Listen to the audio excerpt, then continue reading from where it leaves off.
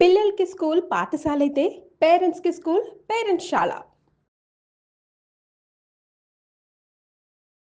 నమస్తే రమ్మగారు. నమస్తే జయ. రమ్మగారు, మనకి రకరకాల వ్రతాలు, నోములు, పూజలు ఉన్నాయి కదా! అయితే కొంతమందే చేయొచ్చు. వయస్సుతో సంబంధం.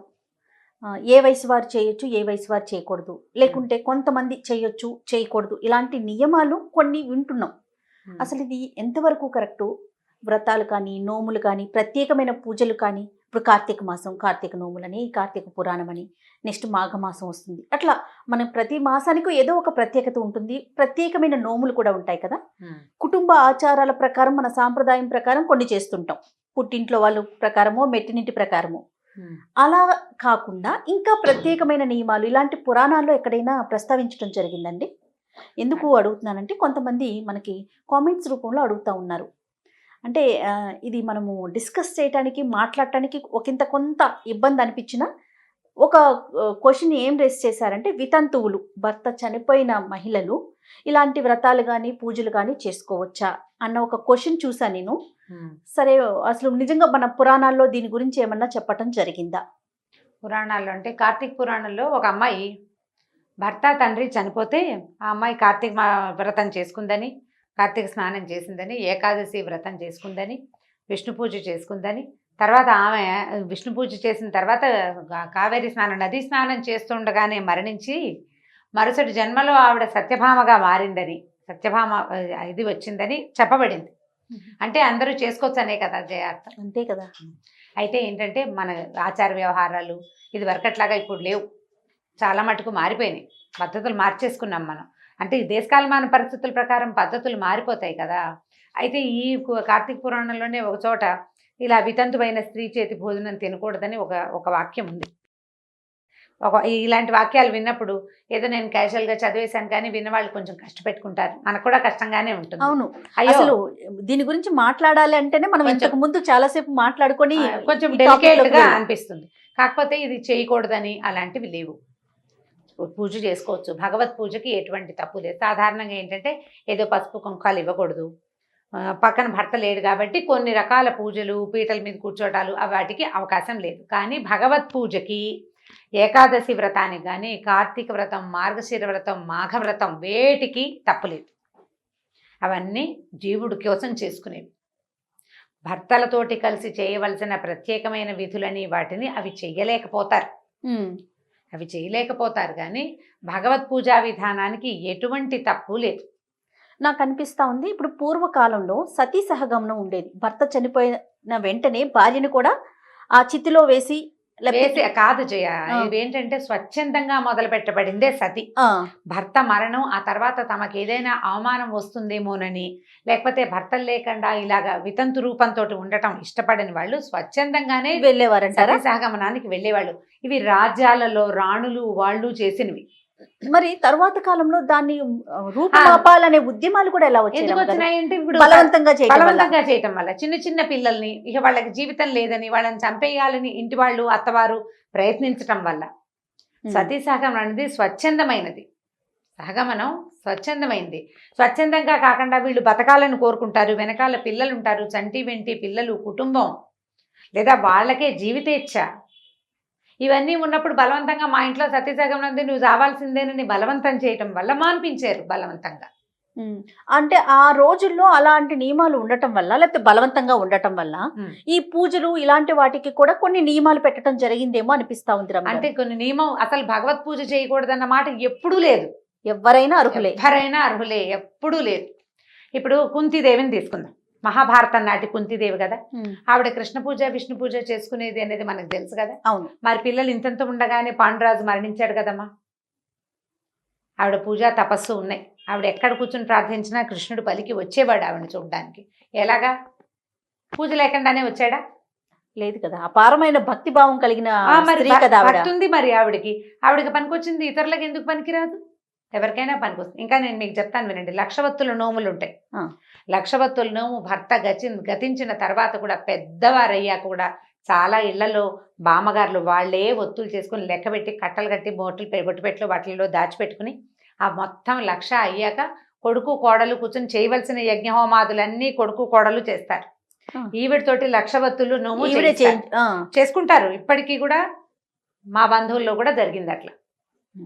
బాబాయ్ గారు లేకపోయినా మా పిన్ని గారు ఒక ఆవిడ, వాళ్ళ కుమారుడు కోడలు చక్కగా చేయించారు. జరుగుతాయి, అవి ఉండేవి, అప్పుడు ఉన్నాయి, తర్వాత కూడా ఉన్నాయి. కొన్నిటికి పనికిరావు. ఇదేదో మాట్లాడతారు జయ. ఇప్పుడు మా నాన్నగారు లేరు, నా పెళ్ళికి మా అమ్మ అక్షింతలు వేయలేదా? మా నాన్న ఉంటేనే అమ్మ, కాకపోతే కాదా? అమ్మ అమ్మే కదండి. అమ్మ అమ్మే కదా ఎవరికైనాను. మన తాతగారు లేరు, మా నాయనమ్మ అక్షింతలు వేయదు. ఎందుకు వేయరు? అక్షతలు ముట్టుకోకూడదు, పసుపు ముట్టుకోకూడదు, బొట్లు అవి పెట్టరు. ఏవో ఒకటి రెండు సిద్ధాంతంగా చేయకూడదు అనుకుంటారు. నాయనమ్మకి దండం పెట్టడం, మా అమ్మకి, మా నాన్న లేకపోతే మా అమ్మకి దండం పెట్టకూడదు అన్న మాట ఉందా ఎక్కడైనా? ఎప్పటికీ అమ్మ అమ్మే కదా, ఆవిడ స్థానం ఆవిడదే కదా. ఆవిడదే కదా. తల్లిగా మనిషి ఉన్నారా లేదా అనేది తర్వాత విషయం, అది వేరే విషయం. అది మిగిలిన వాళ్ళకి, నాకు అక్కర్లేదు. నాకు అంటే వ్యక్తికి అక్కర్లేదు, నేనని కాదు, వ్యక్తులకు అక్కర్లేదు, అసలు అది అవసరమే లేదు. కొన్ని పనికిరావని పెద్దవాళ్ళు భావిస్తారు. ఆ రెండు మానేసుకుంటే సరిపోతుంది. వాళ్ళు చక్కగా పూజా విధానం అన్ని చేసుకోవచ్చు వాళ్ళ దారిని వాళ్ళు. అది పనికిరాదన్న మాటే లేదు కదా.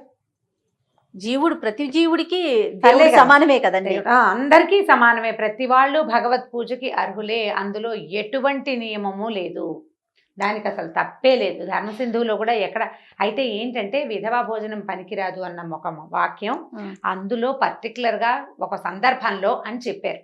అది కూడా ఏమిటి, తల్లి అయితేనో లేకపోతే మేనత్త అయితేనో పనికిరాదని ఏం అనలేదు. పనిమాల వెళ్ళి ఎక్కడైనా తినద్దన్నారు.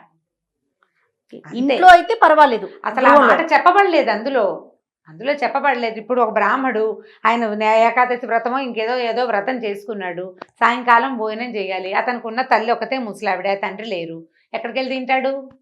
అమ్మ చేతి అన్నం కంటే గొప్పదుందా లోకంలో? అమృతం కదా. మరి ఇప్పుడు అమ్మ సధవా విధవా అన్న మాట వస్తుందా?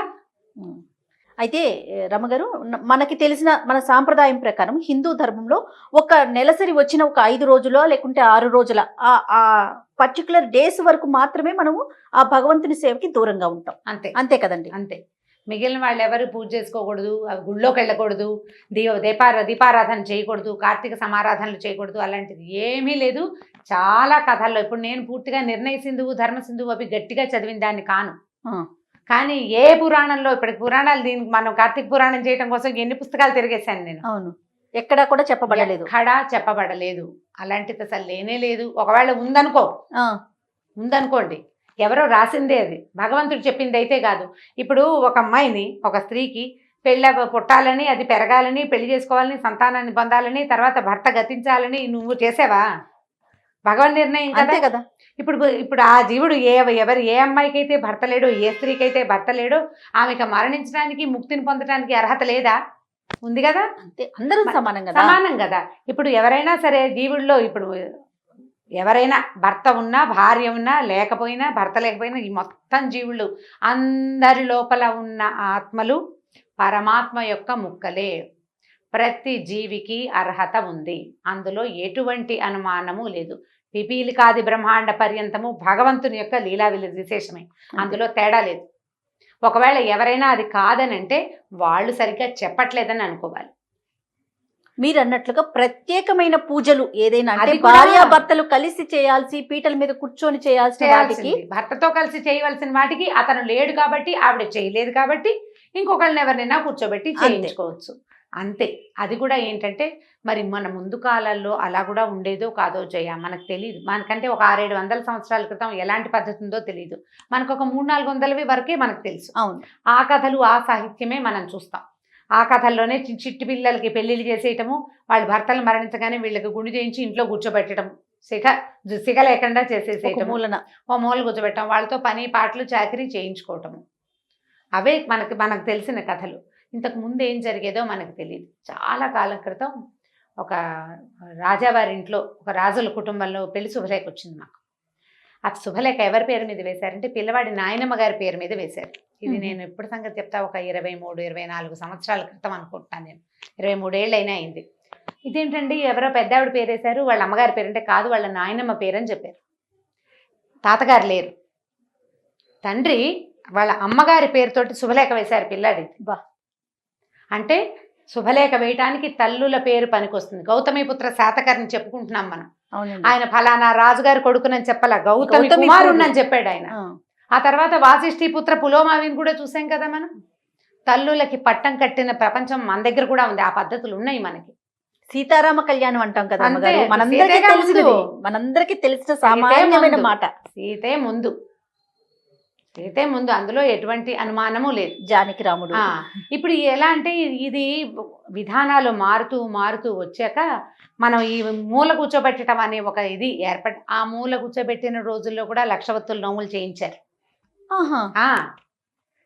కేశములు లేని రోజుల్లో కూడా ఆవిడ తాలూకు ఆవిడ సంతానం కూడా కలగకుండానే భర్త గతించాడు అనుకో, వాళ్ళకు కూడా అన్నదమ్ములు కూర్చుని లక్షవతులు, అమ్మాయికి ఏదో ఆస్తి స్వాస్తి ఉన్నాయి, అన్న దగ్గర తమ్ముడి దగ్గర మేనల్లుడి దగ్గర ఉండేది, వాళ్ళ పేట్ల మీద కూర్చుని భార్య భర్త ఈ మొత్తం నోమంతా చేయించి ఆ వ్రత ఫలితం ఆవిడకి దక్కేలాగానే చేసేవారు, భర్త పేరుతో సహా చెప్పించి. ఇప్పుడు ఆ పద్ధతి ఉంది కాబట్టి వ్రతాలకి వీటికి ఎలాంటి సంశయం లేదంట. మనకేంటంటే అనుమానం ఏంటంటే, మనకి బొట్టు పెట్టుకోరు కాబట్టి బొట్టు ఎవరికి పెట్టకూడదని, సాధారణంగా కుంకుమ అది ఇచ్చేటప్పుడు ఏం చేస్తాం, కుంకుమ మనం పెట్టుకుని ఎదుటి వాళ్ళకి పెడుతుంటాం, లేదా ఒకళ్ళ పెట్టగానే వాళ్ళు ఎత్తి మన మొహాన్ని పెడుతుంటారు. కొంచెం మనం అది మానేస్తాం కాబట్టి, కుంకుమ అది తీసుకోవటం అవి మానేస్తారు కాబట్టి మన పనికి రాదన్న భావన మనకు అట్లా అలవాటై ఇది తప్పు చేయకూడదు అని లోపల శంకగా ఉంటుంది.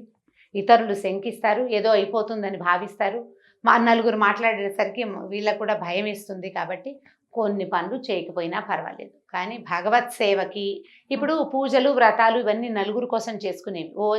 వాళ్ళని వెళ్ళి పిలిచి ఎవరికైనా ఇవ్వాలి. నువ్వు చేసుకునే పూజకి ఏముంది, నోము ఇది వేరు కదా. నోము అనగానే వాయనం తాంబూలం, పూజ భగవంతుడికి ఇచ్చేది, ఆయనకి నువ్వు మనిషి అయితే చాలు, నీకు బుద్ధి భక్తి జ్ఞానం ఉంటే చాలు, అంతే, ఇంకేం అక్కర్లేదు. సద్బుద్ధి, సద్బుద్ధి అదే కావాలి. ఈ శంకలు ఏమి పెట్టుకోవద్దమ్మా, వీటి మీద అనుమానాలు లేదు. మా వదినలే, మా అన్నయ్య లేరు, మా వదినకి దండం పెట్టచ్చా లాంటివి అడగండి, అది మంచి మాట కాదు. మన హితం కోరేవాళ్ళు ఒకరైనా ఇద్దరైనా, మన హితోభిలాషులు అంటే మనకు శ్రేయోభిలాషులు, మన హితం కోరేవాళ్ళు, మన రక్త సంబంధికులు, మన వాళ్ళు, స్నేహితులు, మన చుట్టుపక్కల చిన్నతనం నుంచి మనతో కలిసి ఉన్న వాళ్ళు ఏ కాకులైనా వాళ్ళని చిన్నబుచ్చద్దు, మీరు చిన్నబుచ్చుకోవద్దు.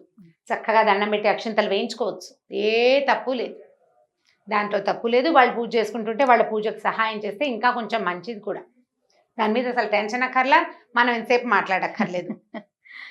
రైట్. ఓకే రమ్మగారు, నమస్తే. నమస్తే.